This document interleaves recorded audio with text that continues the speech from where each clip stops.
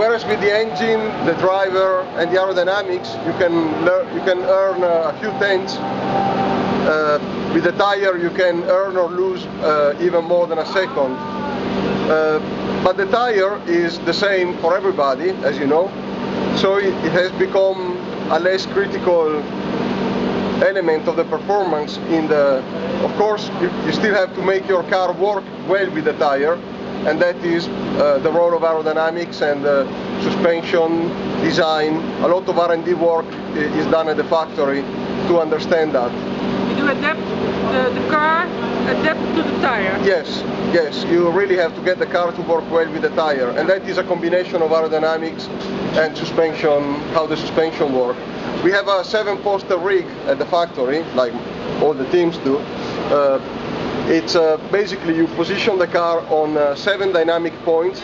4 are for the tires, and then there are 3 more under the car to simulate the downforce, and then the pitch, the roll, and basically based on the data you collect at one race, you can then recreate the same dynamics, vertical dynamics only. You don't simulate the G-forces and all these things.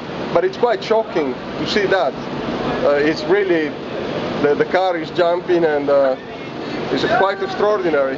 In fact, I have a video. If you have time and you want to come down with me later, I can show you. It's really quite extraordinary. And we study how to make the car work better with the tire. The tire is subject to incredible forces. So this tire will produce a performance that you don't even dream in the car you drive every day, but it will last a lot less miles because of the forces it has to do that. Basically, we are talking about temperatures exceeding 100 degrees for a hot race. This tire would rotate 20 to 50 times a second, and during a wet race like today, it can spray into the air 40-50 kilos of water per second just for one tire.